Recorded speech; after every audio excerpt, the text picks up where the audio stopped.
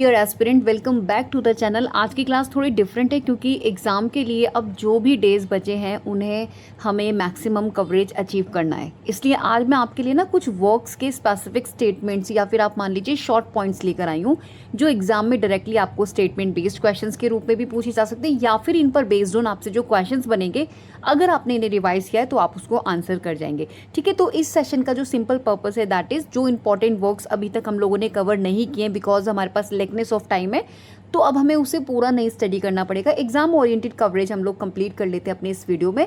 It really help you a lot. आपने stay रहना है connected till the end of this video और I start with the legends of good women. आप जैसे कि स्क्रीन पर देख सकते हैं तो legend of good women very important for exam perspective. अब देखिए इसमें जो फर्स्ट आपका स्टेटमेंट है, the legend of good women is a 14th century narrative poem. हम सभी को पता है, we all know this is very important masterpiece it consider. Of course masterpiece आपके कैंटरबरी टेल्स ही नहीं है बल्कि जितने भी इंपॉर्टेंट पोएम्स 5 और 6 नंबर आपके जॉफरी चौसर के हम लोग एग्जाम पर्सपेक्टिव पढ़ते हैं, ये सभी हमारे लिए मास्टरपीस है क्योंकि इनसे एग्जामिनेशन में क्वेश्चन बनते हैं, राइट। तो the legends of good women is a 14th century narrative poem जो आपकी जॉफरी चौसर ने दी है। ये एक सिंपल स्टेटमेंट है। आपको पता है सबसे पहला बेसिक फैक्ट आपको ध्यान में रखना है, चौसर का जब भी नाम आपको सुनना है आपको ये ध्यान रखना है 14th सेंचुरी की हम लोग बात कर रहे हैं और 14th सेंचुरी का जो एक स्पेसिफिक एक फॉर्म था दैट इज नरेटिव पोएम। ठीक है, एग्जाम में ऑथर वर्क और पीरियड का मिक्स करके भी आपको क्वेश्चन बन सकता है, तो दिस हेल्प यू अलॉट। अब सेकंड स्टेटमेंट है हमारा that is, let me arrange this page first of all so that आपको अच्छे से थोड़ा सा विजिबल और हो जाए प्रॉपर तरीके से। ठीक है, तो देखिए सेकंड स्टेटमेंट है यहाँ पे, it is written in middle English. Okay, so Chaucer को मिडिल इंग्लिश लिटरेचर का मेजर रिप्रेजेंटेटिव माना जाता है क्योंकि चौसर उस टाइम पर लिख रहे थे जब आपकी फ्रेंच और लैटिन का इन्फ्लुएंस काफ़ी हाई था और उस टाइम पर इन्होंने मिडिल इंग्लिश को इंट्रोड्यूस किया। इनफैक्ट उसके कॉन्ट्रीब्यूशन को इन्होंने इतना ज़्यादा वर्ल्ड वाइड बना दिया, तो ऑफकोर्स ही इज़ इम्पॉर्टेंट। और मैं आपको बता दूं चौसर को एसोसिएट करके पूछा भी जाता है। ठीक है, तो सिंपली आपने एक चीज़ ध्यान में रखनी है, जॉफरी चौसर का एसोसिएशन है मिडिल इंग्लिश के साथ। कंफ्यूज नहीं होना है, 14th सेंचुरी जहाँ पर आपका फ्रेंच और लैटिन का भी काफ़ी अच्छा बोलबाला था। ठीक है, तो अब देखिए थर्ड स्टेटमेंट है हमारा that is the poem is based mainly on Greek and Roman mythology. इससे आप क्या समझते, देखिए यानी चौसर ने क्लासिकल मैथोलॉजी से विमेन की स्टोरीज ली। अब चौसर ने यहाँ पे क्या कहता था, the legends of good women में क्या है, उन्होंने क्लासिकल मैथोलॉजी से विमेन की स्टोरीज पिक की। पर्टिकुलरली उन विमेन की स्टोरीज उन्होंने पिक की जो मतलब फेथफुल रही अपनी लाइफ टाइम में लेकिन उन्हें सफरिंग फेस करना पड़ा। तो इसमें जितनी भी आप स्टोरीज देखेंगे the legend of good women में, इसमें क्या है, इसमें उन विमेन की स्टोरीज हैं जो अपने लिए तो काफ़ी फेथफुल रही, मतलब अपनी पोजीशन पर वो फेथफुल रही लेकिन उसके बाद भी उन्होंने सफरिंग को फेस किया अपनी लाइफ में। ठीक है, so exactly the purpose to write the legend of good women, right. Question आपको कहीं से भी एग्जामिनेशन में पूछा जा सकता है तो आपने भी प्रिपेयर्ड रहना है। अब देखिए फोर्थ स्टेटमेंट है हमारा that is it is considered the first English legend cycle about women. तो देखिए यहाँ पर जो कीवर्ड है वो लेजेंड साइकिल। अब यहाँ पर क्या मतलब है, मल्टीपल फीमेल फिगर्स की इंडिविजुअल स्टोरीज को एक लार्ज कलेक्शन में प्रेजेंट किया है आपके जॉफरी चौसर ने। So that is the big deal और that is the specific thing जिसकी वजह से आपसे यूजीसी नेट में पूछी जाती है। ठीक है, उसके बाद मोस्ट इंपॉर्टेंट ये जो आपका पॉइंट है, द वर्क इज अनफिनिश्ड। आपको पता होगा यहाँ से कई आपको क्वेश्चन बनते हैं और अगर आपको नहीं पता आंसर तो आपके 2 मार्क्स लूज हो जाते हैं। तो वेरी इंपॉर्टेंट, पोएम कंप्लीट है या नहीं है ये चीज़ आपने ध्यान में रखना है। पोएम आपका कंप्लीट नहीं है तो सिर्फ आपने इस चीज़ को ध्यान में रखना है, फर्स्ट 5 को एक लाइन में आपने ज़रूर से क्लियर करना है कि अभी मैंने आपको कौन कौन से पॉइंट बनाए 5 में। चौसर जिनका एसोसिएशन 14th सेंचुरी के साथ, 14th सेंचुरी के बाद उनका एसोसिएशन है मिडिल इंग्लिश के साथ। Then after he took classical mythology of women, right. इन्होंने किसको चूज़ किया, विमेन को चूज़ किया। और ये भी इनका जो स्टोरी जो इन्होंने पीस बनाया है the legend of good women, ये जो इन्होंने वर्क दिया है ये भी इनका अनफिनिश्ड है। ठीक है, अब बात कर लेते हैं नेक्स्ट स्लाइड। रिवाइज करने का ये सबसे बेस्ट तरीका है जो मैं आप लोगों के साथ डिस्कस कर रही हूँ। अब देखिए 6 जो हमारा पॉइंट है, अब यहाँ पर लिखा है it contains 9 complete legends and 1 incomplete legend. This is very important factual information जो मैं आपको बता रही हूँ ऑफ दिस इंपॉर्टेंट वर्क, क्योंकि अगर आप वर्क को पढ़ने बैठेंगे दैट्स वेरी लॉन्ग, जैसे कि ये नैरेटिव पोएम है इट्स वेरी लॉन्ग, राइट। तो यहाँ एक इंपॉर्टेंट करेक्शन आपको इस चीज़ का ध्यान में रखना है कि जो बेसिकली आपकी जो लेजेंड्स हैं, राइट, तो जो टोटल स्ट्रक्चर है ना वो 10 कंप्लीट लेजेंड्स है, राइट। मतलब आपको इस चीज़ का ध्यान में रखना है जो इसमें 9 है वो कंप्लीट है और फर्स्ट इसमें जो एक बस्ती है वो इनकम्प्लीट है, लेकिन टोटल क्या है हमारी 10 है। इस चीज़ को ध्यान में रखिएगा।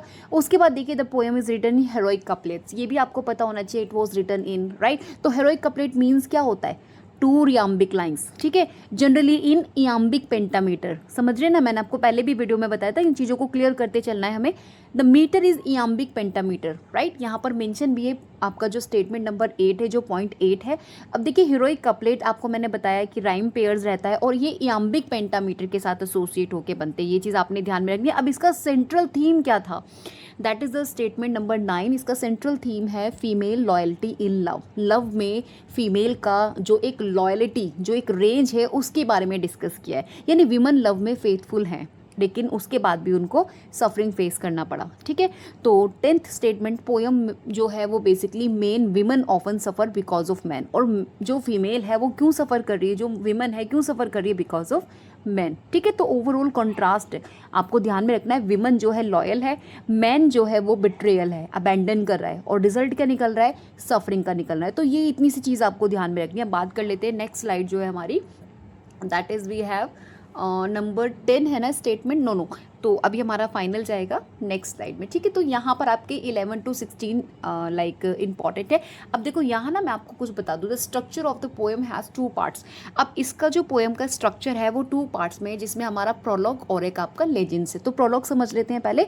देखिए तो जो बेसिकली स्ट्रक्चर है मैंने आपको बता दिया। देखिए प्रोलॉग क्या होता है, prologue acts as a frame for the legends, मतलब प्रोलॉग एक काइंड ऑफ फ्रेमवर्क प्रोवाइड करता है, जिसके बाद इंडिविजुअल विमेन की स्टोरीज आती है, समझ रहे। तो इसमें प्रोलॉग भी है। तो प्रोलॉग बेसिकली फॉलो कर रहा है ड्रीम विजन ट्रेडिशन को, just keep in your mind, क्योंकि ड्रीम विजन के ट्रेडिशन को एसोसिएट करके पूछा जाता है। 14th सेंचुरी की जितने भी मेजर वर्क्स आ रहे हैं उसमें आपको ड्रीम विजन ट्रेडिशन देखने मिल जाएगा। This is a type of elements, और इसे आप फीचर भी समझ सकते हैं of during this period I am talking about in British literature, ठीक है। तो ड्रीम विजन मेडिवल लिटरेचर की एक इंपॉर्टेंट ट्रेडिशन है, ये चीज़ आपको ध्यान में रखना है। नरेटर ड्रीम करता है और ड्रीम के अंदर उसको इंपॉर्टेंट फिगर्स या इवेंट्स अपीयर होते हैं, और यही बेसिकली आपका फॉलो होता है जितने भी आप वर्क्स देखेंगे, ठीक है। उसके बाद भी है प्रोलॉग, हम लोगों ने देख लिया, और इसको किस तरीके से फ्रेम किया है फॉर द लेजेंड्स को लेके। प्रोलॉग फॉलो कर रहा है ड्रीम विजन ट्रेडिशन को, एंड देयर आर 2 वर्जन्स हैं जो प्रोलॉग के, आपका एफ और जी। अब देखिए इसका क्या रोल है, तो मैं आपको बता दूं, जो इसमें जी वर्जन है वो लॉन्गर है और एफ जो है वो आपका शॉर्ट है। बस आपको इस चीज़ को ध्यान में रखना है, क्योंकि एग्जामिनर के मूड का नहीं पता, he can be asked, okay. तो आपको ये पता होना चाहिए जो जी वर्जन है इसमें दिया हुआ है वो आपका लॉन्गर है, और एफ वर्जन जो है ऑफ कोर्स शॉर्ट है, ठीक है। उसके बाद बात कर लेते हैं नेक्स्ट हमारे, the prologue opens in the month of May. Yes, this is very important. ये आपका जो प्रोलॉग है वो कौन से मंथ से आपका स्टार्ट हो रहा है, तो it opens with month of मे। मतलब मे मतलब यहाँ पे इंपॉर्टेंट सीजनल सेटिंग को कहीं ना कहीं रिप्रेजेंट कर रहा है, ठीक है। तो ओवरऑल अब बात कर लेते हैं हमारे नेक्स्ट जो स्टेटमेंट्स हैं। यहाँ पर देखिए क्या कर रहा है चौसर प्रेज कर रहे हैं the Daisy flower in the opening, और वेरी ओपनिंग सीन में क्या हो रहा है, चौसर प्रेस कर रहे हैं डेजी फ्लावर को। और अब नेक्स्ट स्टेटमेंट नेचुरली आप कनेक्ट किसको कर सकते हैं, देखिए डेजी जो है वो सिंबलाइज कर रहा है, किसको सिंबलाइज कर रहा है, क्वीन एल्सेस्टी को, ठीक है। जो यहाँ पर मेंशन है क्वीन एल्सेस्टी को कहीं ना कहीं वो क्या कर रहा है, ऑफ कोर्स सिंबलाइज कर रहा है। सिंबलिज्म का अपना ही इंपॉर्टेंस है एग्जामिनेशन में, तो आपको इसी तरीके से कनेक्ट करके रिवाइज करना है। उसके बाद हम बात कर लेते हैं in the dream the god of love appears. अब देखिए चौसर जो है वो सो जाता है, right. I am just going to give you next slide here. अब क्या होता है, जो चौसर होते हैं जब उनको ड्रीम आता है वो सो जाता है, ठीक है। इन द ड्रीम उन्हें द गॉड ऑफ मतलब गॉड ऑफ लव दिखते हैं, अपीयर होते हैं, और अब कॉन्फ्लिक्ट स्टार्ट होने लगता है। अब गॉड ऑफ लव उनको अक्यूज़ करते हैं, क्या अक्यूज़ करते हैं कि Chaucer of writing against women in his earlier work, कि मतलब चौसर तुमने जितनी भी राइटिंग्स दी थी उसमें तो तुमने विमन को बिल्कुल अगेंस्ट कर दिया, उनको तो बिल्कुल भी आपने इंपॉर्टेंस नहीं दिया। यानी चौसर पर अक्यूजेशन लगाया हुआ था कि उनकी अर्ली राइटिंग्स जो थी उसमें विमन को नेगेटिव वे में प्रेजेंट किया गया है, रिप्रेजेंट किया गया है। तो ये क्वीन जो एल्सेस्टी हैं वो डिफेंस कर रही हैं चौसर को, और यहाँ पे गॉड ऑफ लव जो है वो एक्यूज़ कर रहे हैं, और इन्हें डिफेंड कौन कर रहा है, क्वीन ऑफ क्वीन एल्सेस्टी, राइट। तो क्वीन एल्सेस्टी जो है वो क्या कर रही हैं, चौसर को डिफेंड कर रही हैं। आपने इस फैक्ट को बिल्कुल भी स्किप नहीं करना है अपने माइंड से, ठीक है। उसके बाद जो हमारा नेक्स्ट है, Chaucer is order to write about faithful women. अब चौसर को बोला जाता है कि अब आपको ऐसी विमन के बारे में लिखना है जो लव में लॉयल हैं, ठीक है।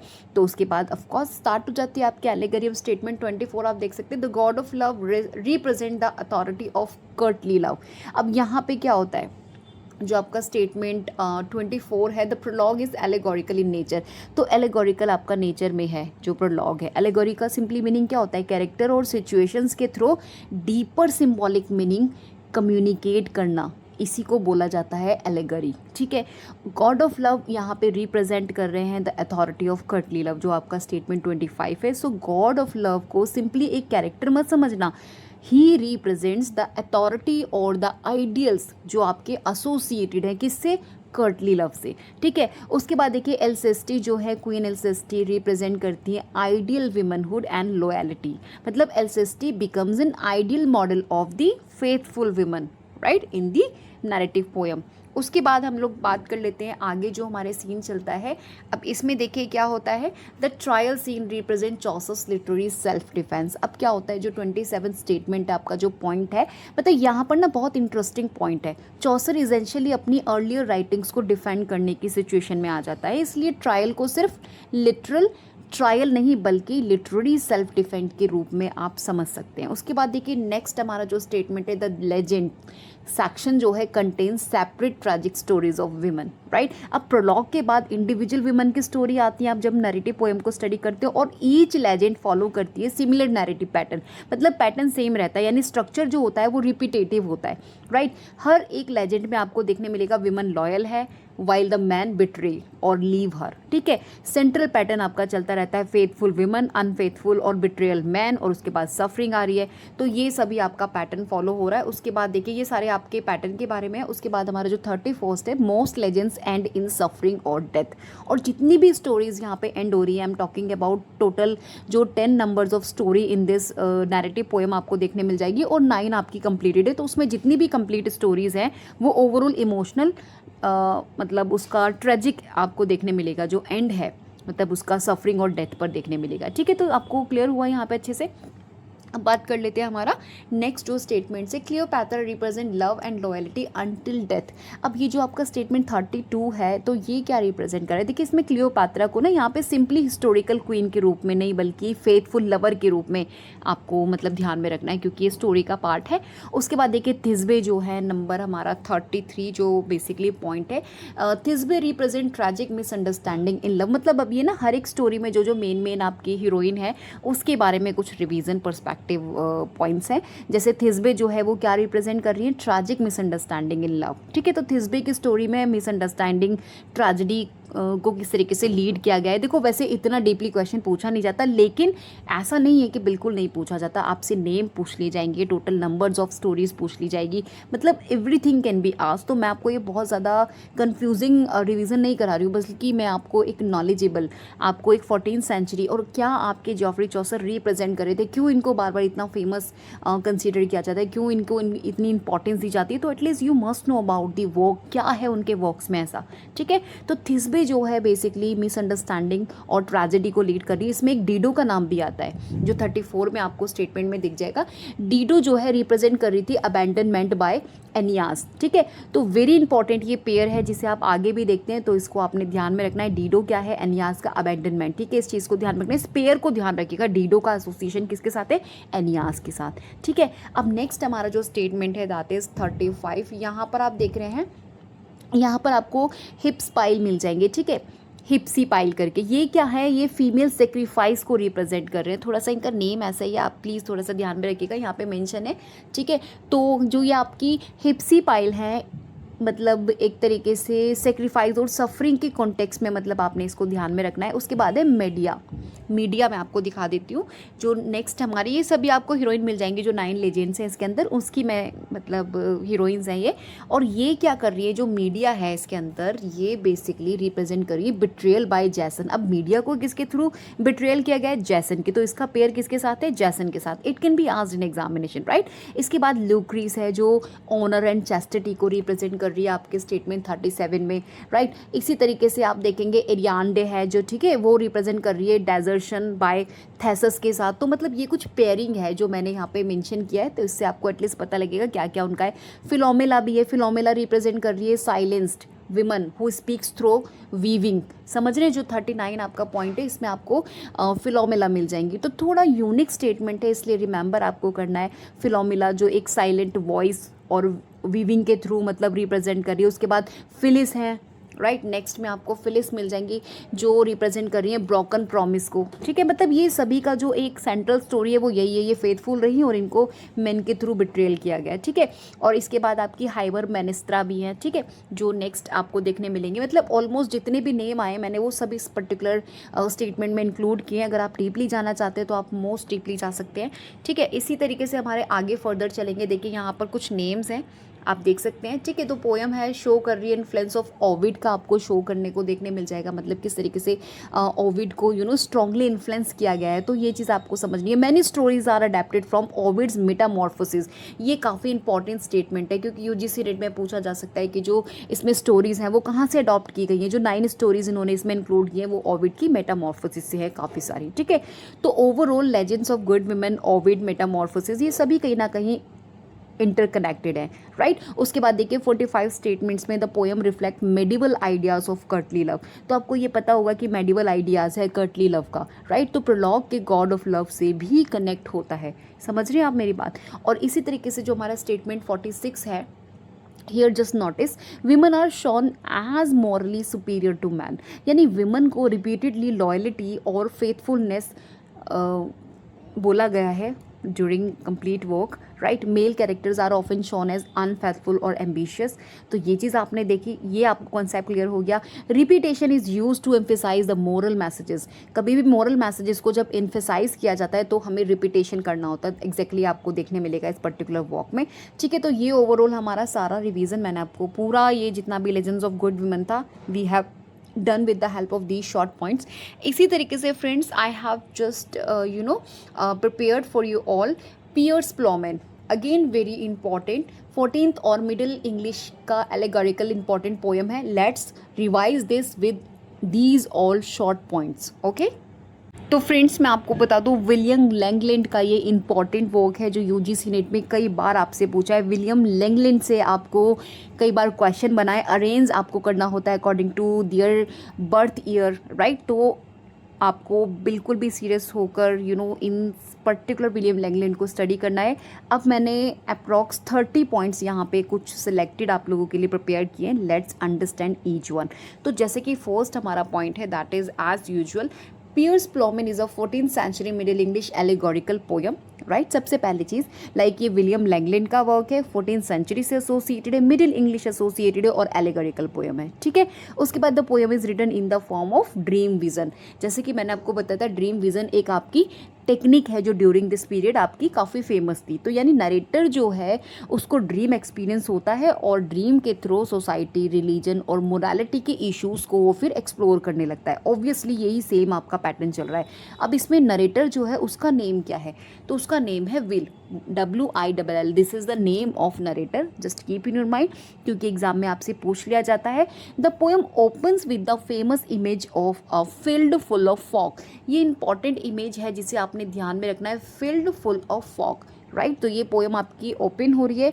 ये ओपनिंग इमेज एक्सट्रीमली इंपॉर्टेंट है क्योंकि देखिए विल जो है, जो नरेटर है, एक ड्रीम में एक फील्ड देखता है जहाँ डिफरेंट काइंड्स ऑफ पीपल उसको देखने मिलते हैं। अब this field represent the whole of medical society. अब उसे क्योंकि डिफरेंट टाइप ऑफ पीपल दिख रहे हैं तो उसमें क्या रिप्रेजेंट कर रहा है, मतलब जितने भी मेडिकल सोसाइटी का रिप्रेजेंटेशन है वो उसको उस फील्ड में नज़र आ रहा है, जो हमारे स्टेटमेंट 5 से आपको क्लियर हो जाएगा। अब let's move towards the next जो हमारा स्लाइड है कि व्हाट एग्जैक्टली। तो नंबर 6 जो है आपका, तो देखिए द पोएम क्रिटिसाइज कर रही है corruption in the church. Now keep in your mind कि ये जो वर्क है this criticises corruption in the church, यानी कि लैंगलैंड जो है वो रिलीजियस इंस्टीट्यूशंस के करप्शन और हिपोक्रेसी को स्ट्रांगली क्रिटिसाइज करते हैं with the help of this important work, right. अब उसके बाद स्टेटमेंट 7 में क्या होता है, लेडी मीड है इसके अंदर जो सिम्बोलाइज कर रही हैं ब्राइबर, राइट, जो ब्राइब्स होती है ना एंड मोरल करप्शंस को, समझ रहे हैं। तो यहाँ पर वेरी इंपॉर्टेंट एसोसिएशन है लेडी मीड का, जिनका एसोसिएशन है करप्शन के साथ। तो एग्जाम में लेडी मीड को किसी आइडल वर्च्यू के साथ कंफ्यूज मत करिएगा, आपको पता लग गया। ठीक है, स्टेटमेंट 8 में आप देख सकते हैं पियर्स रिप्रेजेंट कर रहे हैं honest labour and true Christian faith को। मतलब यहाँ पे जो पियर का एसोसिएशन है honest work, genuine Christian living के साथ है, ठीक है। उसके बाद देखिए स्टेटमेंट 9 जो आपका काफ़ी इंपॉर्टेंट है, the poem reflect the social crisis after the black death. तो ब्लैक डेथ के बाद जो मेडिवल इंग्लैंड में लेबर शॉर्टेज हो गया था, इकोनॉमिक चेंजेस आने लगे थे, सोशल टेंशंस बढ़ने लगा था, तो पोएम इसी लार्जर सोशल क्राइसिस को बेसिकली रिप्रेजेंट कर रही है, रिफ्लेक्ट कर रही है, एक्सप्लोर कर रही है। उसके बाद देखिए स्टेटमेंट 10 है जो हमारा, that is it shows dissatisfaction with the medieval feudal system. अब यहाँ पे फ्यूडल सिस्टम को भी समझ लो, यानी पोएम में जो एग्जिस्टिंग सोशल स्ट्रक्चर है और जो इनइक्वालिटीज़ हैं उसको क्वेश्चन किया जा रहा है, ठीक है। तो ये चीज़ आप समझेंगे।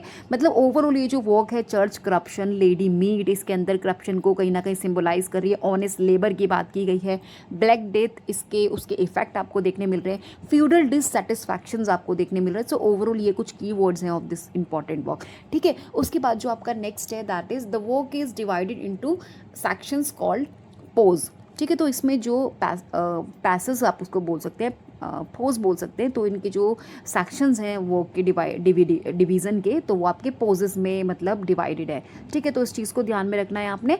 There are 3 main versions. कौन कौन से 3 मेन वर्जन्स हैं यहाँ पर? A, B and C, right, just keep in your mind. उसके बाद लेट्स टॉक अबाउट, देखिए अब जो पायर्स प्लोमैन है आपका ABC versions, like the poem is written in alliterative words, मतलब इसको राइम में नहीं लिखा गया है, इसको एलिट्रेटिव वर्ड्स में लिखा गया, यानी एक इंपॉर्टेंट एग्जाम ट्रैप है ये। यहाँ से आप कंफ्यूज हो सकते हैं, आप इसको राइम कंसीडर कर सकते हैं, ये आपका एलिट्रेटिव वर्ड्स में लिखा गया है, राइट। तो इसको राइमिंग कपलेट के साथ कंफ्यूज मत करिएगा। Piers Plowman was written in alliteration words, क्योंकि UGC नेट में आपको काफ़ी ट्रैप किया जाता है, ठीक है। It belongs to alliterative revival, right. तो ये चीज़ आपने ध्यान में रखनी है। देखो यहाँ पे मेंशन है, मैं जितना भी चीज़ें आपको क्लियर करा रही हूँ, I just written everything for you all, जिससे कि आप लोग फर्दर रिवाइज कर सकें, ठीक है। उसके बाद देखिए हम लोग बात कर लेते हैं, the tower in the dream symbolize heaven. इसमें जो टावर है वो हेवन को सिम्बोलाइज कर रहा है, तो टावर जो है वो ऊपर है, therefore it represent the divine heavenly realm. समझ रहे हैं आप मेरी बात? अब इसमें एक डंजियन भी है जो हेल को रिप्रेजेंट कर रहा है, क्योंकि कई बार UGC नेट में कंफ्यूज करने के लिए पूछ लिया जाता है। तो टावर जो है वो हेवन को रिप्रेजेंट कर रहा है, सिम्बोलाइज कर रहा है, और डंजियन जो है वो हेल को कर रहा है, ठीक है। उसके बाद देखिए the poem present society between God good and evil, ठीक है। तो पोएम में आपको कैरेक्टर्स और सिचुएशंस रिपीटेडली मॉरल चॉइस को रिप्रेजेंट करते देखने मिल जाएंगे।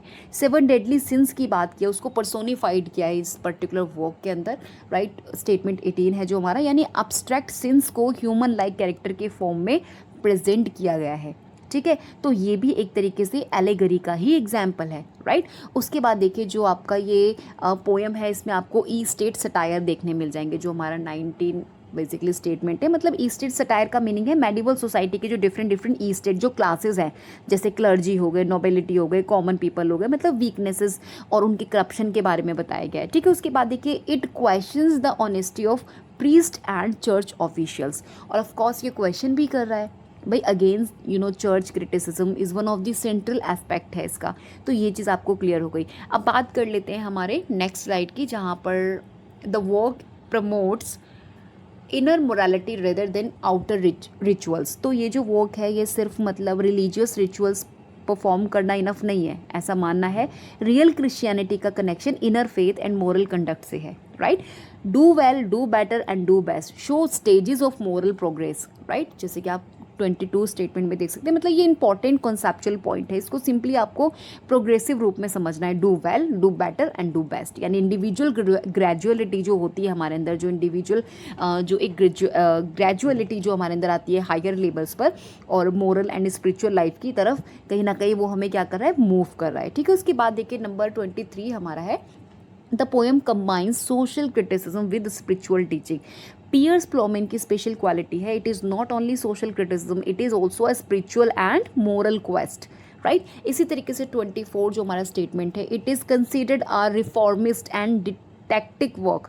मतलब डिटेक्टिक का मतलब टीचिंग ओरिएंटेड, समझ रहे हैं। तो पोएम का जो पर्पस है वो सिर्फ इंटरटेनमेंट नहीं है, मोरल इंस्ट्रक्शन, सोशल रिफॉर्म भी है, ठीक है। पोएम जो है वो आपको इनकरेज कर रही है रीडर्स को to seek truth and salvations, right. And truth की सर्च और स्पिरिचुअल साल्वेशन पोएम का एक तरीके से सेंट्रल कंसर्न रहा है। उसके बाद देखिए जो हमारे नेक्स्ट रिमेनिंग पॉइंट्स हैं जो हमें ध्यान में रखने हैं, we have the poem reflect कर रही है आपकी early sign of religion reform को। मतलब कि आपको इससे क्या लग रहा है कि चर्च का करप्शन जो है, उसका जो क्रिटिसिज्म है, उसका जो ऑथेंटिक क्रिश्चियनिटी है उसको एम्फेसाइज किया है। मतलब रिफॉर्मिस्ट जो थिंकिंग है वो अर्ली टेंडेंसी को कहीं ना कहीं इंडिकेट कर रही है, ठीक है। उसके बाद the work focus on moral responsibilities in every class. तो इसका इंपॉर्टेंट पॉइंट यही है कि सिर्फ प्रिस्ट या पुअर पीपल को रिस्पॉन्सिबल नहीं बनाया गया, मतलब हर एक class of society morally responsible है, ठीक है। और ये बेसिकली जो आपका वर्क है it shows that true faith is connected with honest work. यानी पियर्स का जो कैरेक्टर है उसका जो सेंट्रल सिग्निफिकेंट है वो यही है कि पियर्स माने honest labour, true Christian life. And इसी तरीके से जो मेरा final statement of this work है that is Piers Plowman presents a journey from corruption to spiritual truth. और यानी एंटायर पोएम को एक लाइन में अगर मैं आपको समझाना चाहूँ तो इसका बेस्ट वे यही है, सोसाइटी इज करप्टेड, विल जो है वो सर्च कर रहा है, will narrator of the narrative poem, right, will search कर रहा है ट्रुथ को, और मोरल एंड स्पिरिचुअल अंडरस्टैंडिंग धीरे धीरे क्या हो रही है, डेवलप हो रही है। Hope you understand here. अब इसी तरीके से मैं आपको लेके चलती हूँ मार्लोज माइटी लाइन। आपने कई बार इसको देखा होगा, थोड़ा सा मैं आपको यहाँ पे क्लियर करा देती हूँ। तो फ्रेंड्स मैं आपको बताती हूँ ये बहुत ही कन्फ्यूजिंग आपका फ्रिक्वेंटली एक ऐसा टर्म है जिसे समझना बहुत ज़रूरी है और यूजीसी नेट पे आपसे इससे कई बार क्वेश्चन बने, राइट।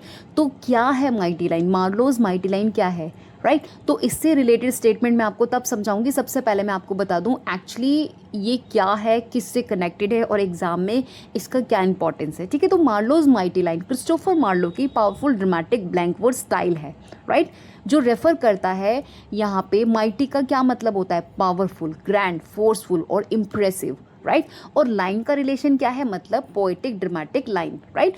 तो जब हम कहते हैं मार्लोज माइटी लाइन, बेसिकली हम मार्लो की वो ग्रैंड पावरफुल ब्लैंक वर्ड्स के स्टाइल की बात करते हैं जिसमें एलिजाबेथन ड्रामा की लैंग्वेज को एक नया ड्रामेटिक पावर दिया है। आपको मैं बता दूं यहाँ से कई बार क्वेश्चन आपको बन चुका है, ठीक है। अब आपको कन्फ्यूजन होगा कि ब्लैंक वर्ड्स क्या है। तो ब्लैंक वर्ड्स मैं आपको पहले भी बता चुकी हूँ, अनराइम्ड इयाम्बिक पेंटामीटर, यानी कि लाइंस में रेगुलर रिदमिक पैटर्न होता है, जनरली इयाम्बिक पेंटामीटर, लेकिन एंड जो राइम होती है वो नहीं होती, एंड में राइम नहीं होती है, ये चीज़ आपको ध्यान में रखनी है। मार्लो ने ब्लैंक वर्ड्स को सिर्फ कन्वर्सेशनल लैंग्वेज की तरह यूज़ नहीं किया, उन्होंने उसको ग्रैंड ड्रामेटिक एक्सप्रेशन के मीडियम के थ्रू बेसिकली यूज़ किया है, ठीक है। अब देखिए माइटी जो लाइन है यहाँ पे किस वर्क से सबसे स्ट्रांगली कनेक्टेड है, तो क्रिस्टोफर मार्लो का टम्बरलेन द ग्रेट, टम्बरलेन द ग्रेट जो मैं डिटेल में आपको पहले करा चुकी हूँ, अभी मैं आपको पूरा नहीं पढ़ा सकती। तो टम्बरलेन द ग्रेट मेन प्रोटैगनिस्ट उसमें टम्बरलेन था जो एक एक्स्ट्रा ऑर्डिनरी एम्बिशियस कॉन्क्वेरर है, भाई यही तो हमने स्टडी किया था। और उसकी एम्बिशंस ऑर्डिनरी नहीं थी, वो उसकी जो एम्बिशंस थी वो ऑर्डिनरी थी ही नहीं। He wants power, conquest and greatness, right, वो ये चीज़ें चाहता था। तो मार्लो को ऐसी लैंग्वेज चाहिए जो टम्बरलेन की पर्सनैलिटी को मैच करे, समझ रहे, मतलब इसकी जो हीरो है, जो इनका टम्बरलेन है, भाई इसकी तो एम्बिशंस ही नॉर्मल नहीं है, ये तो चाहता भी मतलब कंटिन्यूसली पावर चाहता है, अनलिमिटेड पावर, कॉन्क्वेस्ट चाहता है, ग्रेटनेस चाहता है। तो उसके अकॉर्डिंग लैंग्वेज भी होना चाहिए। अगर कैरेक्टर बहुत एम्बिशियस, प्राउड, कॉन्फिडेंट और लार्जर है देन लाइफ तो उसके डायलॉग्स भी तो ऑर्डिनरी नहीं हो सकते ना। तो इसलिए मार्लो ने यूज़ किया grand and forceful blank words, जिसे हम उनकी माइटी लाइन कहते हैं। समझ गए अब आप यहाँ पर। और इसका पर्पस था ऑफ कोर्स, मार्लो की पावरफुल ब्लैंक वर्ड्स का पर्पस यही था, सिर्फ लैंग्वेज को ब्यूटीफुल बनाना नहीं था बल्कि कैरेक्टर को पावरफुल बनाना था, ड्रामेटिक इफेक्ट क्रिएट करना था, हीरोइक एटमॉस्फेयर क्रिएट करना था, एम्बिशंस और पावर को एक्सप्रेस करना था। तो आपको मुझे लगता है अभी क्लियर हो गया होगा। तो मैं आपको बता दूँ ये एलिजाबेथन ड्रामा के लिए इम्पॉर्टेंट इसलिए भी है क्योंकि मार्लो से पहले इंग्लिश ड्रामा में पोएटिक लैंग्वेज थी, लेकिन मार्लो ने ब्लैंक वर्ड्स को ग्रेटर ड्रामेटिक पावर और फ्लेक्सिबिलिटी दी, राइट। इसीलिए इनका एक अपना ही रोल है और यूजीसी नेट में आपसे क्वेश्चंस एग्जामिनेशन में बनते हैं। अब चलिए स्टेटमेंट समझ लेते हैं। जो फर्स्ट स्टेटमेंट एसोसिएटेड है, I am just going to show you first, आपको शायद विजिबल होगा। तो यहाँ लिखा है Marlowe's mighty line refers to the power poetic style of Christopher Marlowe, ठीक है। तो ये चीज़ क्लियर हो गई कि माइटी लाइन जो है वो मार्लो की पावरफुल पोएटिक ड्रामेटिक एक्सप्रेशन है। इसको मतलब सिंगल कोटेशन या सिंगल वर्ड्स समझने की मिस्टेक मत कर लीजिएगा, मैं आपको यही बता रही हूँ कि मैंने एग्जैक्टली आपको समझा दिया what exactly it is. Okay, अब नेक्स्ट स्टेटमेंट यहाँ पर है, it describes the strong and grand blank verses used in his play specially in Tamburlaine the great. ये चीज़ भी हम लोग डिस्कस कर चुके हैं, no need to explain again. अब देखिए third statement, the language is elevated, dramatic and full of energy. मतलब मार्लो की लैंग्वेज ऑर्डिनरी कन्वर्सेशनल इंग्लिश नहीं लगती, उसमें आपको grander, force, energy, rhetorical power, ये सभी आपको इम्पैक्ट देखने मिलेगा जो वो क्रिएट करते हैं।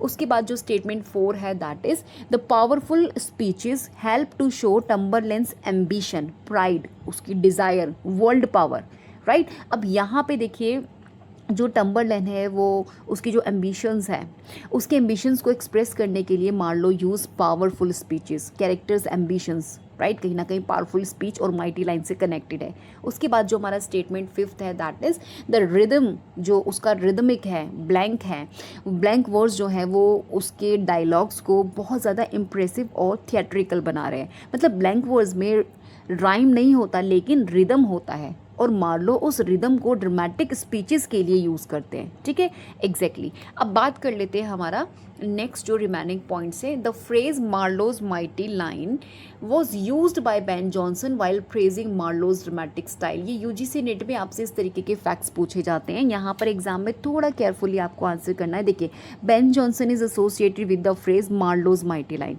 राइट, तो आपने इस चीज़ को ध्यान में रखना है, Ben Jonson Marlowe's mighty line के साथ एसोसिएटेड है। आपको मैचिंग में क्वेश्चन बन सकता है, तो ये चीज़ आपको ध्यान में रखनी है। अब देखिए 7 जो स्टेटमेंट है, that is Marlowe's powerful blank words changed the style of English drama during the Elizabethan period. तो ये चीज़ मैं आपको पहले भी बता चुकी हूँ कि मार्लो ने ब्लैंक वर्ड्स को ड्रामेटिक एक्सप्रेशन का पावरफुल इंस्ट्रूमेंट बना दिया, इसे इंग्लिश ड्रामा में पोएटिक थिएट्रिकल पावर इंक्रीज करने के लिए यूज़ किया गया है, ठीक है। तो एग्जैक्टली हम लोग बात कर चुके हैं इसके बारे में। उसके बाद देखिए जो हमारा नेक्स्ट स्टेटमेंट नंबर 8 है, it says his style later influenced William Shakespeare. अब ये भी इंपॉर्टेंट लिटरेरी कनेक्शन है। देखिए अब आपको ध्यान में रखना है, मार्लो का powerful blank verses Shakespeare and later Elizabethan Jacobean drama के साथ किस तरीके से एसोसिएट हो रहा है। शेक्सपियर ने ब्लैंक वर्ड्स को और डेवलप किया और उसमें साइकोलॉजिकल डेप्थ, राइट, फ्लेक्सिबिलिटी कहीं ना कहीं ऐड की, ठीक है। तो ये चीज़ आपको ध्यान में रखना है। अब हमारा जो स्टेटमेंट 9 और जो फाइनल स्टेटमेंट है, that is because of this style Tamburlaine speeches sound heroic, confident and larger than life. मतलब इन्होंने ये जिस मकसद से किया वो एग्जैक्टली इनका दिखने लगा। जब आप इसकी स्पीचेस देखेंगे ना टम्बरलेन द ग्रेट की, तो आपको पता लगेगा कि व्हाट इज़ द इन्फ्लुएंस रहा मार्लोज माइटी लाइन का। तो होप आपको ये जो टर्म है ये क्लियर हो गया होगा, और इसका जो इंपॉर्टेंट एरिया है, जो फैक्ट्स हैं जो आपसे एग्जाम में बनते हैं, मैंने वो भी आपको क्लियर करा दिए। अब चलिए जल्दी से हम लोग मूव करें towards the finally the house of fame. अब the house of fame basically हम लोग रिवाइज कर लेते हैं। This is again by Geoffrey Chaucer's, very important poem, okay. तो फ्रेंड्स मैं आपको बता दूं, इस पर्टिकुलर जो आपका जॉफ्री चौसर का द हाउस ऑफ फेम है ना, इसमें कुछ कीवर्ड्स है जो आपको ध्यान रखने, जैसे dream vision, Dido and Aeneas, golden eye, right, rumour, melting ice, unfinished ending, ये सभी आपको कीवर्ड्स याद रखने हैं क्योंकि यूजीसी नेट में आपसे यहीं से क्वेश्चन बनते हैं। द हाउस ऑफ फेम चौसर की अर्ली ड्रीम विजन पोएम है विच वॉज रिटन अराउंड 1379 और 3080। ड्रीम विजन का बेसिक पैटर्न क्या होता है? सबसे पहले नरेटर सोता है, ड्रीम देखता है, ड्रीम के अंदर एक सिंबॉलिक जर्नी होती है, उस जर्नी के थ्रू लार्जर जो फिलोसॉफिकल या फिर सोशल क्वेश्चंस हैं उनको वो एक्सप्लोर करता है। ये बेसिकली पैटर्न है जो फॉलो होता है इनके वर्क्स में। अब यहाँ पे जो चौसर का मेजर कॉन्सर्न है वो है फेम, रिपीटेशन, मतलब र्यूमर और ट्रूथ, ठीक है। तो इस चीज़ को आपने समझना है। अब देखिए स्टेटमेंट देख लेते हैं जो हमारा स्टार्ट है। फर्स्ट लिखा है the poem is written by Geoffrey Chaucer around, ये मैं आपके साथ डिस्कस कर चुकी हूँ।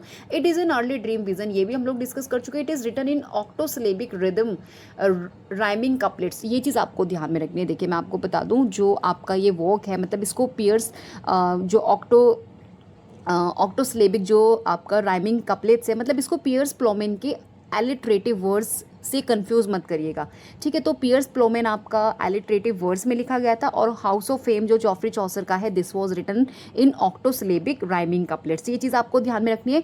जो पोएम है आपकी बिगिन हो रही है with god turns us every dream to god, ये एक इम्पॉर्टेंट आपका स्टेटमेंट, आप इसको यानी ओपनिंग लाइन समझ लीजिए। यहाँ से आपकी स्टार्टिंग हो रही है क्योंकि ओपनिंग लाइन से आपको काफ़ी कंफ्यूजिंग क्वेश्चंस बनते हैं, तो इससे आपको बी प्रिपेयर्ड रहना है, ठीक है। तो उसके बाद देखिए जो ओपनिंग है, जो लाइन है वो क्या रिफ्लेक्ट कर रही है, मेडिवल बिलीफ कि जो ड्रीम है एंड डिवाइन कंट्रोल का क्या इंपॉर्टेंस है। मतलब जो मेडिवल पीरियड है ना, उसमें ड्रीम को सिंपली इमेजिनेशन नहीं माना जाता था, ड्रीम्स को पोटेंशियली डिवाइन मैसेज माना जाता था, वार्निंग माना जाता था, स्पिरिचुअल सिग्निफिकेंसेस माने जाते थे और उसके साथ एसोसिएट किया जाता था। ठीक है, तो एग्जैक्टली इंपॉर्टेंस दी जाती थी ड्रीम विजन ट्रेडिशन को। ठीक है, during I am talking about the age we are going to discuss, of course the age of Chaucer. ठीक है, उसके बाद देखिए जो आपका नेक्स्ट स्टेटमेंट है, that is the narrator first discuss the nature and meaning of dreams. तो as usual भाई जो नरेटर है उसको सपना आता है और उसके बाद क्या होता है, पोएम इमीडिएटली आपकी ड्रीम को एक्सेप्ट नहीं करती। नरेटर पहले क्वेश्चन करता है ड्रीम का मीनिंग क्या है, ड्रीम्स रिलायबल है या नहीं है, ये फिलोसफिकल कॉन्सर्न्स होते हैं। ठीक है, उसके बाद देखिए 10th December after reading all day he falls as अब एग्जैक्टली क्या हो रहा है, अब उसने भाई रीडिंग किया बहुत अच्छे से, उसके बाद उसको नींद आ जाती है। अब ये वेरी स्पेसिफिक फैक्चुअल डिटेल है, एग्जाम में आपको मतलब डेट बेस्ड स्टेटमेंट आ सकते हैं। तो 10th December था जब वो पढ़ने के बाद सो गया था। ठीक है, Chaucer falls asleep when 10 December। ठीक है, तो इसको आपने मार्क कर सकते हो। उसके बाद ही dreams that he is inside a beautiful glass temple. क्या उसको ड्रीम आता है, ही ड्रीम कि उसने अपने आप को देखा कि मैं कहाँ पर हूँ, I am in a beautiful glass temple.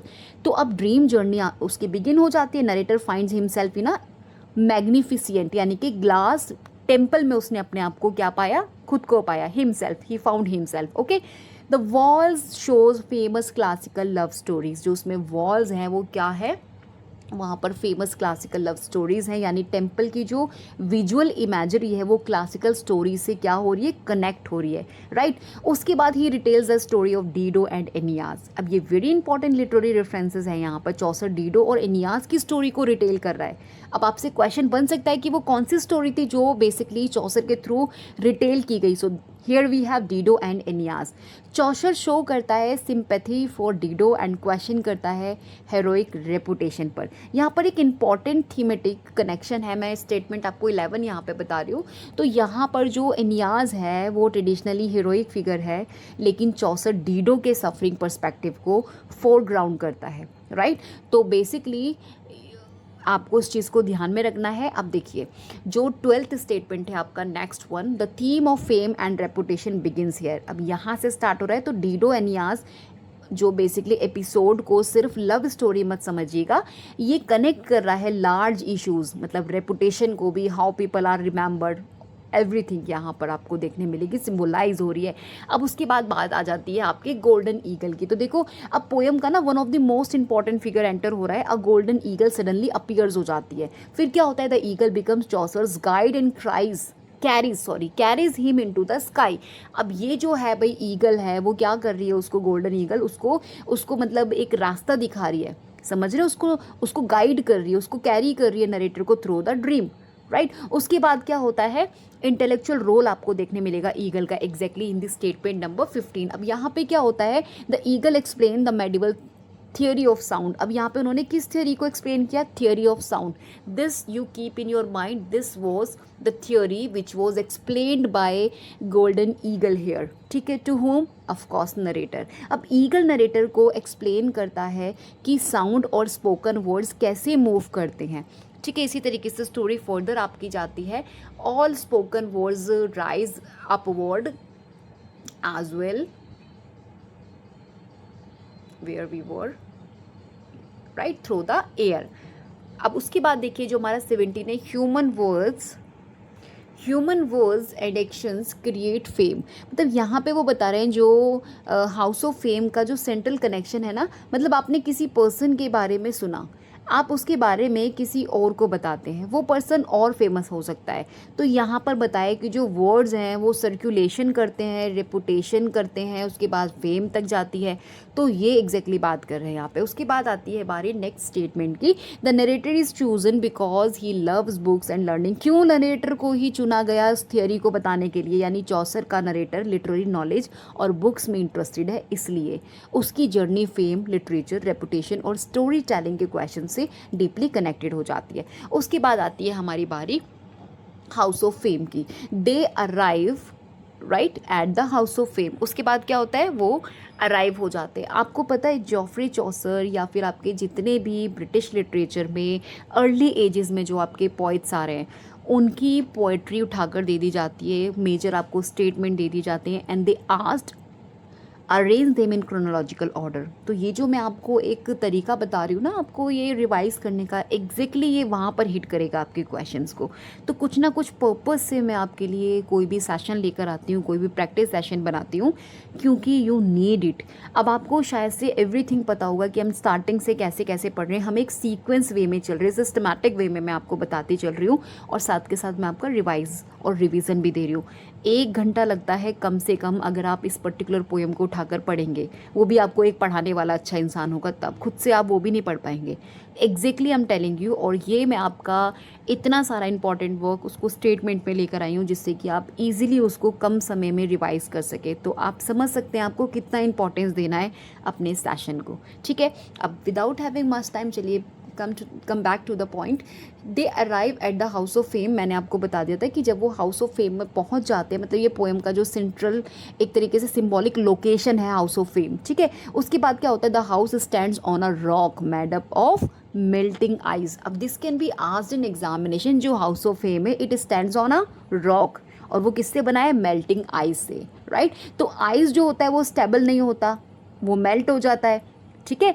उसके बाद जो नेक्स्ट स्टेटमेंट है that is melting ice symbolize क्या कर रही है, temporary unstable nature of fame. तो फेम भी क्या होती है, वो परमानेंट नहीं होती है। आज कोई फेमस है, कल कोई फॉरगॉटन हो सकता है। Exactly the theory they explain here, समझ रहे हैं आप मेरी बात। तो इसीलिए वो आइस पर सिचुएटेड है, जिससे कि वो टेम्पररी है, वो कभी भी मतलब मेल्ट हो सकती है, जिस तरीके से फेम का एग्जैक्टली सिग्निफिकेंस होता है, ठीक है। उसके बाद जो आपका नेक्स्ट है that is 22। The goddess fame sits on a throne inside the palace. Palace के अंदर एक थ्रोन है जहाँ पर गॉडेस फेम बैठी हैं, और अब चौसर फेम को एक पर्सोनिफाइड फिगर बना देते हैं यहाँ पर। अब देखो थर्ड नेक्स्ट में क्या हो रहा है, 23rd में, शी गिव्स फेम और shame randomly and without justice. आपने देखा होगा कहीं, मतलब उसने फेम और शेम उसने रेंडमली मतलब डिस्ट्रीब्यूट कर दिया। तो ये हाउस ऑफ फेम का एक मोस्ट इंपॉर्टेंट आइडिया है। आपने देखा होगा जो फेम है वो नेसेसरली मेरिट बेस्ड नहीं होती है, ये देखा होगा ना। सम डिजर्विंग पीपल आर इग्नोर्ड, और जो डिजर्विंग पर्सन होते हैं उनको फेम नहीं मिलता। एग्जैक्टली आपने एक्चुअल लाइफ में देखा होगा, कुछ लोग डिजर्व नहीं करते इवन दो उनको फेम मिलता है, और कुछ लोग इतने डिजर्विंग होते हैं इवन दो उनको इग्नोर किया जाता है। एग्जैक्टली द कॉन्सेप्ट यहाँ पर उठाया गया है। 24 स्टेटमेंट आप देख सकते हैं, ठीक है। उसके बाद मतलब undeserving people become famous. Exactly यही तो होता है। तो अनडिजर्विंग पर्सन फेमस हो सकते हैं, भाई फेमस का तो यही सिस्टम है, समझ रहे हो आप मेरी बात। उसके बाद देखिए हाउस ऑफ ह्यूमर का यहाँ पे कॉन्सेप्ट आता है इसी पर्टिकुलर वॉक में, जो हमारा 26 है। The narrator then visit the house of humour. अब हाउस ऑफ ह्यूमर समझ लेते हैं जल्दी से। House of humour, the narrator visits house of humour. अब फेम जो है, फेम के बाद ह्यूमर आता है। अब दोनों नेचुरली कनेक्टेड है, बिकॉज फेम स्प्रेड होता है, कैसे होता है, थ्रू वर्ड्स एंड र्यूमर्स, यही तो होता है एग्जैक्टली। अब देखिए the house of rumour is made up of twigs and is always moving. यहाँ स्ट्रक्चर इट सेल्फ सिम्बोलाइज कर रहा है कि जो ट्विंग्स होती हैं वो वीक होती हैं, अनस्टेबल होती हैं, और हाउस जो है वो इट सेल्फ क्या है, खुद ही मतलब वो मूव कर रहा है। तो अनस्टेबल अनरिलायबल के बारे में यहाँ पे बात की जा रही है। स्टेटमेंट 28 आप देखेंगे तो और भी ज़्यादा आपको क्लियर हो जाएगा। Truth is lies mix together inside, यानी र्यूमर के वर्ल्ड में आपको क्या मिलेगा, ट्रुथ और फॉल्स दोनों का मिक्सअप आपको देखने मिलेगा। एग्जैक्टली वी कॉल र्यूमर, ठीक है। Rumour spread quickly and change while travelling. ये रियल लाइफ कम्युनिकेशन का भी ऑब्जर्वेशनल है, समझ रहे। एक पर्सन से दूसरे पर्सन तक स्टोरी जाती है और ग्रेजुअली चेंज हो सकती है। मैंने कुछ कहा, दूसरे ने कुछ बताया, तो यही सर्कुलेशन क्या कर सकता है, डिस्टॉर्शन कर सकता है। Man of great authority, right, जो हमारा बेसिकली अबाउट टू अपीयर। अब यहाँ पे चौसर एक मिस्टीरियस एंडिंग क्रिएट कर रहे हैं, लेकिन इंपॉर्टेंट पॉइंट ये है कि पोएम हमें उस फिगर का कंप्लीट रेलिवेशन नहीं देती है, और यहीं पर ये आपकी फाइनल हो जाती है, मतलब कि अनफिनिश्ड एंडिंग हो जाती है। Poem and suddenly and remains unfinished. यहाँ पर आपकी जो पोएम है अनफिनिश्ड रह जाती है। The house of fame is unfinished, right. UGC net में पूछा जाएगा कि आपका ये वर्क फिनिश्ड है और अनफिनिश्ड, सो आप अब क्लियरली बोल सकते हैं ये आपका अनफिनिश्ड वर्क है। कहाँ पे, फिनिश्ड नहीं हुआ है, मैंने आपको ये भी क्लियर करा दिया स्टेटमेंट के through. Hope you keep in your mind whatever we have discussed here. अब चलिए क्विकली मूव कर रहे हैं टुवर्ड्स दी, ये फाइनल है, आप इसको भी रीड कर लीजिएगा। अब मैं लाई हूँ द जियो ऑफ माल्टा के कुछ इंपॉर्टेंट स्टेटमेंट, शॉर्ट पॉइंट्स लेके आई हूँ, जल्दी से क्विकली रिवाइज कर लेते हैं। तो फ्रेंड्स मैं आपको बता दूं क्रिस्टोफर मार्लो का very important play the Jew of माल्टा। इस बुक को याद करने के लिए ना मैं आपको एक बेसिक स्टोरी बता देती हूँ। देखो इसमें क्या है, क्रिस्टोफर मार्लो का, ये तो सबको पता है, द जियो ऑफ माल्टा ये इनका प्ले है। इसमें 12 बाज आपको मिल जाएगा। वो अपनी वेल्थ को लेके, फिर रिवेंज स्टार्ट होता है, फिर रिलीजन आता है, फिर पावर दिखाया जाता है, उसके बाद सटायर दिखाया जाता है। तो ये कुछ सीक्वेंस है जो इस पर्टिकुलर प्ले में आपके सिस्टमैटिकली फॉलोअप होते हैं। चलिए बात करते हैं हम लोग। फर्स्ट जो है यहाँ पर आप स्टेटमेंट देख सकते हैं, the Jew of Malta is famous play written by Christopher Marlowe, हमें पता है ये बात, और it was written around 1589-1590 during the Elizabethan age. ठीक है, तो ये चीज़ आपको क्लियर हो गया कि ये जो आपका बेसिकली वर्क है इट वाज रिटन और बाय होम, राइट। तो क्रिस्टोफर मार्लो का लिखा हुआ वर्क है, और इसको कब लिखा है, ड्यूरिंग एलिजाबेथन पीरियड में लिखा है। मतलब मार्लो को आपने एलिजाबेथन एज के साथ एसोसिएट करना है जियो ऑफ माल्टा। अगर आपको बाय दे इसका ईयर नहीं याद है तो आपको ये पता होगा कि एलिजाबेथन एज में आया है और क्रिस्टोफर मार्लो का है। ठीक है, तो ये आपकी क्रोनोलॉजी सेट हो गई। अब देखिए स्टेटमेंट थर्ड क्या है, ये प्ले जो है वो फर्स्ट पब्लिश हो रहा है आपका 1633 में, राइट। अब यहाँ पर एक एग्जाम आपका ट्रैप है। देखिए it was written around 1589-1590, but इसको फर्स्ट पब्लिश कब कराया जा रहा है, 1633। तो दोनों ही डेट्स आपको याद करना है, इसकी बजाय आप इस चीज़ को ध्यान में रखिएगा कि ये आपका एलिजाबेथन इंपॉर्टेंट वर्क है। ठीक है, उसके बाद देखिए जो हमारा नेक्स्ट स्टेटमेंट है, Marlowe was a contemporary of William Shakespeare. दोनों एलिजाबेथन पीरियड के मेजर ड्रामेटिस्ट है, whether I am talking about Shakespeare और मार्लो। तो ये चीज़ भी आपको क्लियर करनी है, हेल्प करेंगे क्रोनोलॉजी में। और इसी कॉन्टेक्स्ट में मार्लो को शेक्सपियर के इंपॉर्टेंट कंटेम्प्रेरीज में स्टडी भी किया जाता है, आपने देखा भी होगा। अब बात कर लेते हैं स्टेटमेंट नंबर 5 की। यहाँ पर the play set on the island, कौन से आइलैंड पर सेट हुआ है, माल्टा। माल्टा नाम का ये एक आइलैंड है जहाँ पर इसकी सेटिंग रखी गई है। ठीक है, इस चीज़ को आपने ध्यान में रखना है, एक सी में लोकेटेड है ये। और माल्टा का जो लोकेशन है ना वो इंपॉर्टेंट है, क्योंकि प्ले में ना मतलब क्रिश्चियन यूरोप और जो आपका टर्किश पावर है ना उसकी पॉलिटिकल रिलीजियस टेंशंस के बारे में भी देखने मिलेगा, तो ऑब्वियसली इट इंपॉर्टेंट। ठीक है, उसके बाद हम लोग बात कर लेते हैं नेक्स्ट जो हमारा स्टेटमेंट है नंबर 6। तो यहाँ पर the story begins with the governor taking the wealth of the Jew to pay tribute to the Turks. अब यहाँ पर जो होता है स्टोरी में कॉन्फ्लिक्ट स्टार्ट होती है, जहाँ से स्टार्टिंग होती है। बाराबास जो होता है वो एक वेल्दी जियो होता है, और उसकी प्रॉपर्टी जो होती है वो मतलब कि एक तरीके से उसको जब्त नहीं कर लेते, वो कर लिया जाता है। उसके लिए ना ये सिर्फ एक फाइनेंशियल लॉस नहीं होता जो बाराबास होता है, it is a major personal injustice for him. और इसी की वजह से वो क्या करने लगता है बाद में, he becomes angry and plans to revenge against Christians. ये चीज़ ध्यान में रखिएगा, वो रिवेंज करना चाहता है, किसके अगेंस्ट जा रहा है, वो क्रिश्चियंस के अगेंस्ट जा रहा है। ठीक है, अब यहाँ से प्रोटैगनिस्ट का जो मेजर मोटिवेशन है वो समझना है आपको। सबसे पहले उसको लॉस हुआ उसकी प्रॉपर्टी का, उसके बाद उसे गुस्सा आया, गुस्से के बाद उसने रिवेंज स्टार्ट कर दिया लेना। अब देखिए जो नेक्स्ट आपका स्टेटमेंट है नंबर 8, यहाँ पर बताया है कि the play shows theme of greed, revenge, religion and power. इसमें कोई डाउट नहीं है, इन 4 वर्ड्स को आपने मतलब ध्यान में रखना है। देखिए ग्रीड का यहाँ पे क्या मतलब है, मनी एंड वेल्थ से। रिवेंज माने बाराबास का जो रिस्पॉन्स था इनजस्टिस को लेके, राइट। और रिलीजन, क्रिश्चियन जूइश कॉन्फ्लिक्ट। कौन सी जूइश कॉन्फ्लिक्ट आ रही है यहाँ पे, क्रिश्चियन और जूइश, क्योंकि जूइश था आपका बाराबास और क्रिश्चियन के अगेंस्ट उसने रिवेंज करना था। तो यहाँ पर आपको रिलीजियस हिपोक्रेसी देखने मिल जाएगी। उसके बाद आती है बात पावर की। Political authorities and individual both क्या करना चाहते हैं, कंट्रोल चाहते हैं। मतलब पॉलिटिकल एक तरफ चाहती है हमारा कंट्रोल, और इंडिविजुअल जिनके पास अच्छा खासा पैसा है वो चाहते हैं कि मेरा कंट्रोल हो। तो this is exactly the role of power in this particular play. ठीक है, उसके बाद देखिए नेक्स्ट जो आपका स्टेटमेंट है, it is considered a tragedy because the main character dies at the end. हम सबको पता है ट्रेजेडी होती है जब हीरो मर जाता है। तो यहाँ पे एग्जाम के लिए एक बहुत मतलब आपको ध्यान में रखनी है, प्ले का जो मतलब ट्रेडिशनली जो ट्रेजेडी है उसके रूप में इसको क्लासीफाई किया जाता है। लेकिन बाराबास का जो एक डाउनफॉल है, जो उसकी डेथ है, इस ट्रेजिक स्ट्रक्चर का इंपॉर्टेंट पार्ट है। लेकिन प्ले में ना कॉमिक, सटायरिकल और आपको टाइप ऑफ एलिमेंट्स भी देखने मिल जाएंगे। ठीक है, तो इस चीज़ को आपने ध्यान में रखना है। अब जो नेक्स्ट हमारा स्टेटमेंट नंबर 10 है, it is also called revenge tragedy. इसको रिवेंज ट्रेजेडी भी कह सकते हैं, क्योंकि रिवेंज इज सेंट्रल। भाई बाराबास का क्यों एक्शन आया, क्यों प्लॉट आया, क्योंकि वो रिवेंज लेना चाहता था। ठीक है, तो ये चीज़ आपको ध्यान में रखनी है। इसी तरीके से देखिए आप कनेक्ट करते हैं उसके बाद जो हमारा 11th statement, the play contains dark satire criticising religious hypocrisy. अब ये बहुत इंपॉर्टेंट कॉन्सेप्चुअल पॉइंट है। मान लो different religious and political institutions की हिपोक्रेसी को यहाँ पे क्या कर रहे हैं, एक्सपोज कर रहे हैं। यानी एक प्ले में रिलीजन सिर्फ स्पिरिचुअल मैटर नहीं है, it is also connected with power, money and politics. तो ये आपको क्लियर हो गया। उसके बाद हमारा जो प्ले है आपका डिवाइडेड है 5 एक्ट्स में। ये आपका फैक्चुअल इन्फॉर्मेशन है जो आपका प्ले है, this is divided into 5 acts, क्योंकि ये यूजीसी नेट में आपसे फैक्ट्स पूछे जाते हैं। ठीक है, ये चीज़ आपको ध्यान में रखना है। 5 एक्ट्स हैं और स्टार्टिंग कहाँ से हो रही है, it begin with a prologue connected a Niccolo Machiavelli.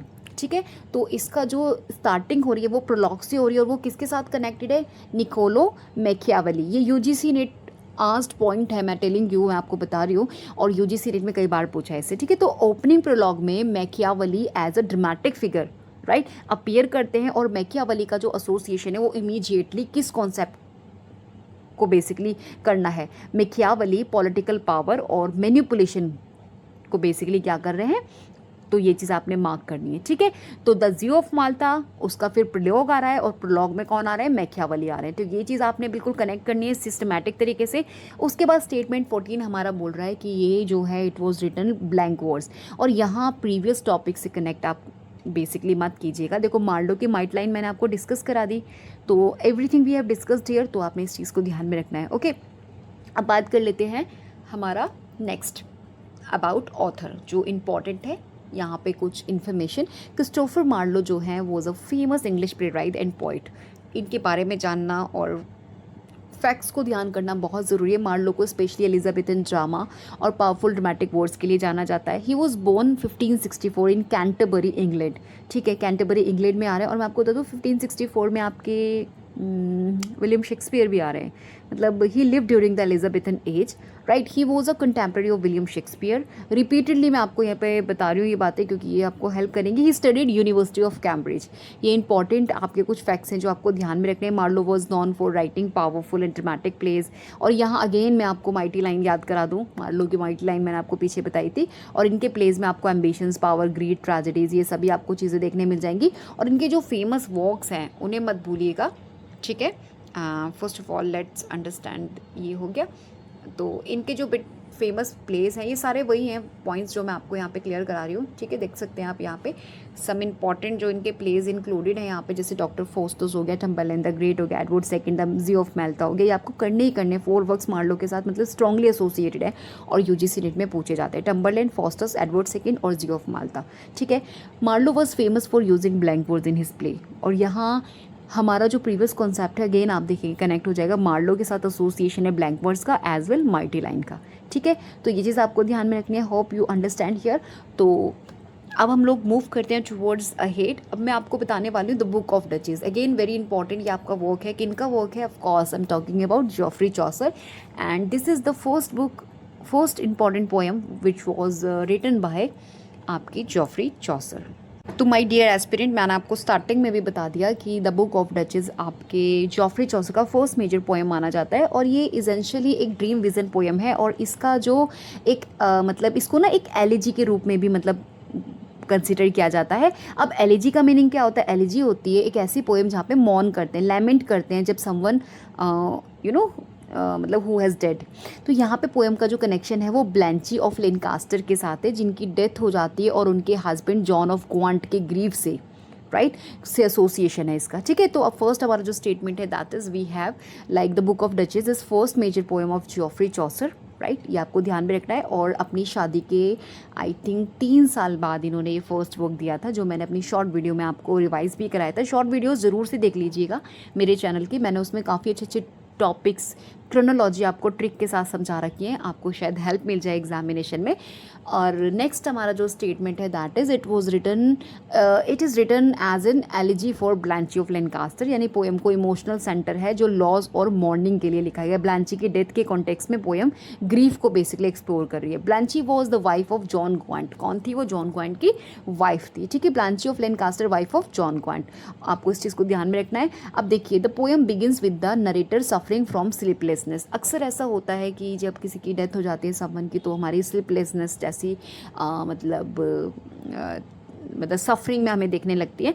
तो जो नरेटर होता है वो अब यहाँ पर जो है ना ड्रीम विजन का सेटअप क्रिएट किया जा रहा है। अब he reads the story of Ceyx and Alcyone, ठीक है, साइक्स एंड एल्कॉइन की वो स्टोरी रीड कर रहा है। ये स्टोरी ग्रीक मैथोलॉजी से रिलेटेड है और साइक्स और एल्कॉइन की स्टोरी भी लव, सेपरेशन और लॉस से कनेक्टेड है। अब क्या हो रहा है भाई, स्टोरी को रीड किया जा रहा है, तो नरेटर जो स्टोरी रीड करता है वो एक्चुअली पोएम को लार्ज थीम यानी कि लव एंड लॉस को प्रिपेयर कर रहा है एक तरीके से, ठीक है। अब भाई रीडिंग करने के बाद एग्जैक्टली क्या होता है, सेम सिचुएशन हैपनिंग होती है यहाँ पर भी। आफ्टर रीडिंग ही फॉल्स एस्लीप, सो जाता है और उसकी ड्रीम स्टार्ट हो जाती है, यानी कि एक्चुअल ड्रीम विजन बिगिन होता है अब उसका। स्लीपलेसनेस हुआ पहले उसको, फिर उसने रीडिंग किया किसको, साइक्स एंड एल्कॉइन को रीडिंग किया स्टोरी को, फिर उसको नींद आ गई, नींद के बाद उसको ड्रीम आ गया। अब ड्रीम के अंदर उसको द ब्लैक नाइट नजर आता है, मतलब उसने नरेटर ने देखा एक हंटिंग सीन उसको देखने मिलता है। ये चीज़ें ध्यान में रखनी है किस ड्रीम में क्या चीज़ स्टार्टिंग हो रही है, ठीक है। तो द बुक ऑफ डचेस में आपको एक हंटिंग ब्लैक नाइट देखने मिल रहा है, जो एक हंटिंग सीन आपको दिख रहा है, तो वहाँ पे वो देख रहा है एक रॉयल हंटिंग सीन है फॉरेस्ट में। मेडिवल ड्रीम विजन की जो एक टिपिकल इमेजिनेशन जो सेटिंग है यहाँ पर ऑफकोर्स क्रिएट हो रही है। He meets a black knight, उसने ब्लैक कलर के कपड़े पहने हुए हैं और black knight is extremely sad and mourn, वो मॉर्न कर रहा है। वो क्यों मॉर्न कर रहा है, because he has experience a deep personal loss, उसका अपना कोई पर्सनल लॉस है। उसके बाद he says that he has lost is white, white उसने यहाँ पे किसको बोला है, सिंपली कलर, वाइट कलर मत समझना, it is connected with the women he has lost, मतलब जो आपका नाइट उसने सपने में देखा है वो वाइट को लॉस कर रहा है। वाइट का मतलब यहाँ पे क्या है, वो अपनी विमेन को लॉस कर रहा है जो बेसिकली मर चुकी है, ठीक है। अब ये जो है आपको मतलब ही प्रेस कर रहा है उसकी लेडी की ब्यूटी और उसकी गुडनेस की, तो ठीक है, तो ऑब्वियसली यहाँ पे हो रहा है। अब देखिए finally he reveals that his जो लेडी है वो डेड हो जाती है, वो उस चीज़ को बता देता है, पहले बना चढ़ा के बोलता है फिर बता देता है। द ब्लैक नाइट जो होता है वो रिप्रेजेंट करता है जॉन ऑफ ग्वांट को, जो ब्लैक नाइट है। मतलब this is one of the most important statement, exam में डायरेक्ट आपसे क्वेश्चन पूछा जा सकता है, who does the black night represent. तो ब्लैक नाइट जो है वो किसको रिप्रेजेंट कर रहा है, जॉन ऑफ ग्वांट को रिप्रेजेंट कर रहा है। समझ रहे हैं, ड्रीम इंडिविजुअली कहाँ पे आपका इंडिकेशन दे रहा है, जो एग्जैक्टली आपका थीम ऑफ दी पोएम है द बुक ऑफ डचेस का, ठीक है। द वाइट लेडी जो है रिप्रेजेंट कर रही है ब्लैंची ऑफ लेनकास्टर को, right. Black knight John of Gaunt को और white lady Blanche of Lancaster को, ये चीज़ आपने ध्यान में रखनी है। द नरेटर बैकअप उठ जाता है, he decides to write the dream, अब वो अपने ड्रीम को लिखना शुरू कर देता है, मतलब कि जो ड्रीम उसने एक्सपीरियंस किया है नरेटर उसके पोइटिक फॉर्म में रिकॉर्ड कर देता है, ठीक है। और द पोएम है वो एंड हो जाती है dream elegy about love and loss, मतलब यहाँ पर इंटायर पोएम जो है उसका जो इजेंस है, it is not simply a dream, it is a dream through which Chaucer explore, क्या एक्सप्लोर कर रहे हैं, love, death, grief, memory and of course loss. तो ये आपको थोड़ा सा विजिबल नहीं होगा, जितनी चीज़ें आपको पॉइंट्स विजिबल हो रहे हैं उससे आप हेल्प ले लीजिएगा।